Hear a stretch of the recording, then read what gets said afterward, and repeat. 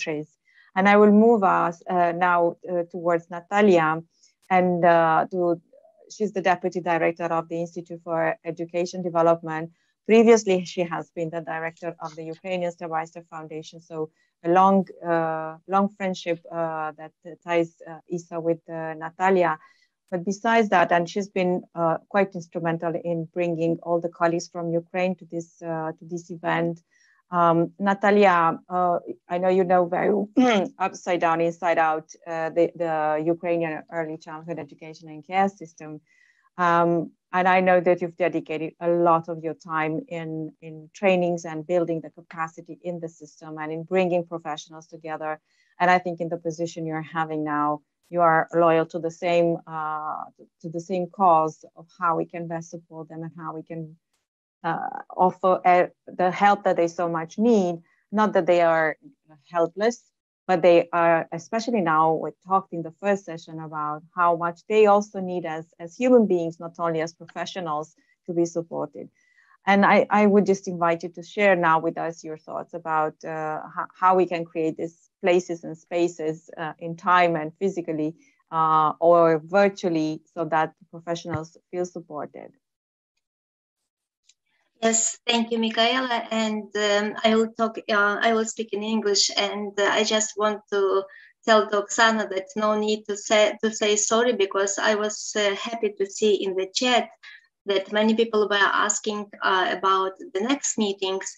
And I'm sure that you and other speakers and other participants will have more time, more opportunity to talk, to share the experience. And by saying it, I again want to say thank you, Michaela, Liana, and all international step-by-step team, and all participants and all speakers, you know, for organizing this event, which is very, very valuable indeed. And maybe surprisingly, but I will start from the reminding that this year it's the 5th year of the educational reform, which has started in 2017, and its name was as the concept New Ukrainian School. The main components of these reforms, I will not take so much to describing it, just maybe some important aspects. So the main components are the new content of education, which is based on the competencies and values. It's the principle of partnership at all levels. It is the level of students, teachers, students, and also, which is very important, teachers, students, and parents. Inclusive education is one of the major components of our reform, autonomy of schools and teachers, and of course, the new ways of professional development. And our institute, Ukrainian Institute of Education Development, is a new structure because it was established by the Ministry of Education to support this reform, both at the level of content and at the level of professional development. And therefore, I am very happy to talk about this direction, especially professional development, because we all know that we might change the educational standards, we might change the educational programs, but it wouldn't play so critical a role as without changing the teachers' practice and teachers' approaches. So, and also I would like to say that although the educational reform started at the level of school, it was clear for all of us that expected changes are possible to achieve only if we start from the earlier age of children. Therefore, by conducting the reform at the level of school, of course, many changes have happened at the level of preschool.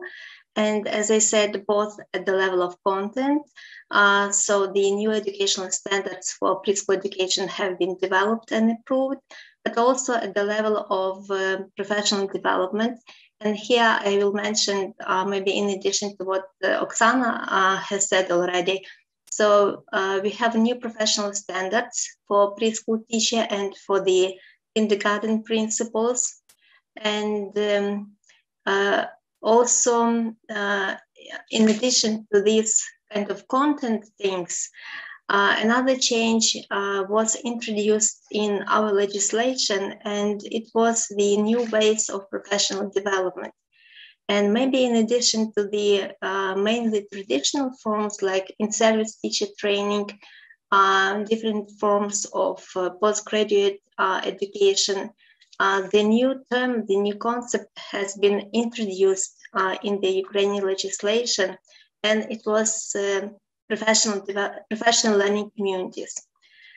So now there is a time when we translate this legal term into the practice.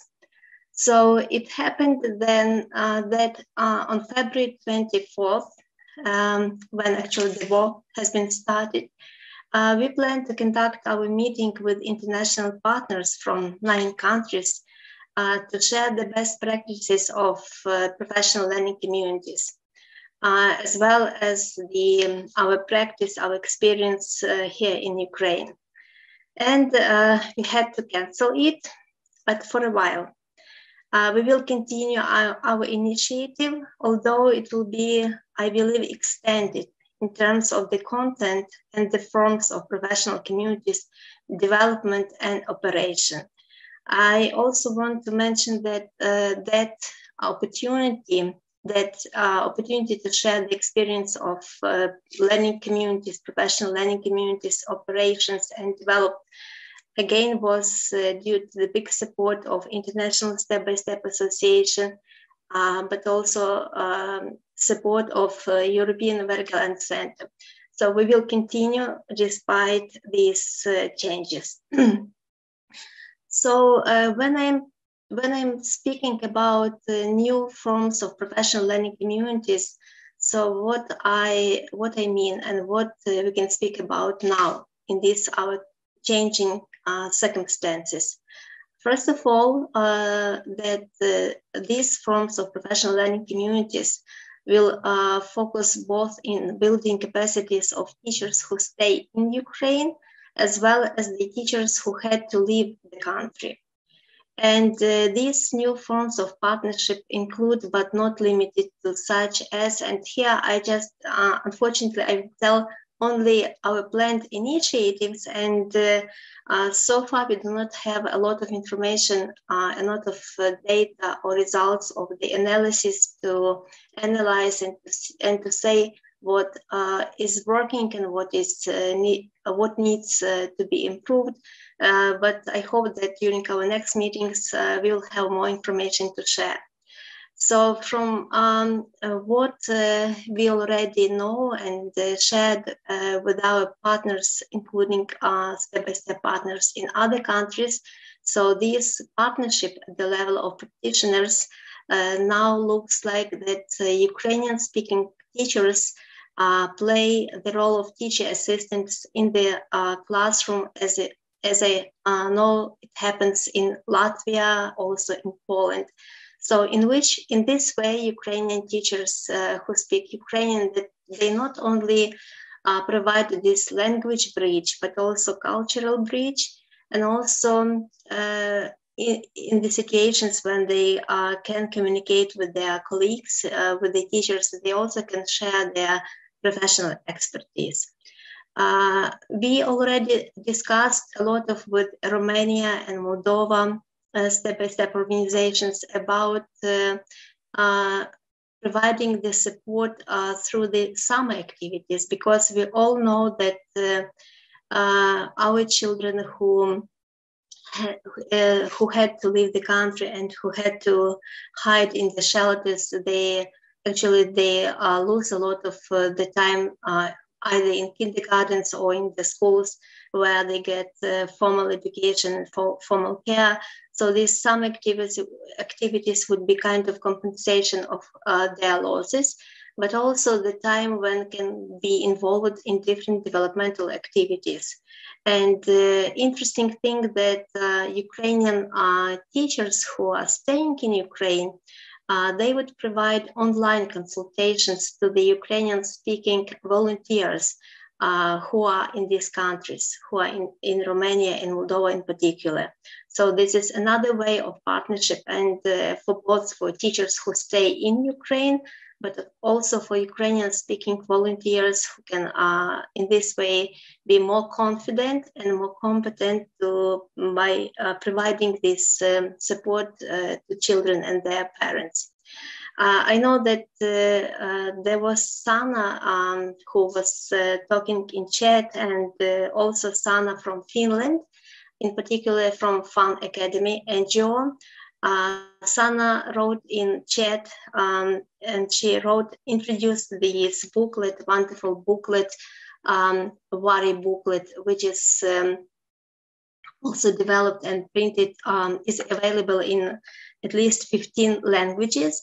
And the main, why I like this resource, because written in 2 languages, for example, Ukrainian and Polish, or Ukrainian and German, it was written for children 4-9 years old.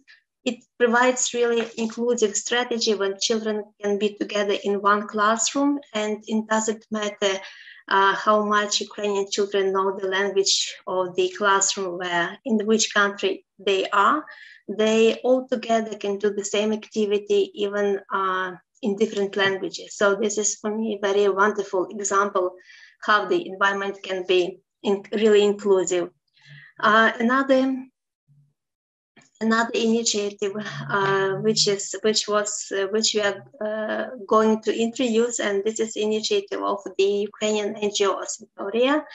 And like Teresa said, that the NGOs are probably more flexible to respond to the existing needs. They want to introduce kind of educational Uber, like a taxi, right? Some kind of coordinating platform when teachers can find a relevant school in the country where the professional force is required. And also there are plans to introduce this initiative abroad when schools or preschools where there is a lack of, for example, Ukrainian-speaking professionals, they can order them, and vice versa, when Ukrainian professionals being in other countries can find the place for applying their competence and their skills. Talking about these new forms of professional learning communities, I would say new partnership. And talking about the content of this partnership, here I would say that before the war, we mostly focused on the professional issues. But like many of you mentioned already, that right now, more and more psychosocial issue is coming more critical. And here, as Ina said during the first session, so we faced that teachers by themselves can help each other. So it's like with inclusion, we not necessarily should wait until specialists come and help teachers. So we found out that we teachers are together by sharing the specific situations with the families, with children, sharing these stories, we can help each other. So, and this is another example how we plan with the help of Ukrainian-Finnish project Learning Together. Even its name sounds Learning Together. How to help through our in-service teacher training institution to provide training for teachers in terms they would provide support with psychosocial support for children in their classrooms. But what we would like to help them how to use the strategies which doesn't require maybe special support of specialists. Of course, it is very good always, but there are some things when teachers can do it by themselves, but so they shouldn't be afraid of. And again, when Solomia talked So there might be some sensitive issues, and some very often teachers are afraid to raise them because they do not know what to do when child would start to tell and then would cry. So there are some issues, very simple, which teachers can and should do. And thanks to Teresa, because here I can see we do correctly, that we really conduct needs assessment, because psychosocial support is such a wide issue, but what exactly our teachers need to know. So we will see this week, we will see their more specific results of this needs assessment. And I started from the sad day, February 24th, when all this nightmare started, and we had to stop our peer learning activities. But fortunately, we are already kind of with the energy again to continue. And I'm sure this experience of the professional learning communities, which we will share with other countries, would be another quality, more extending.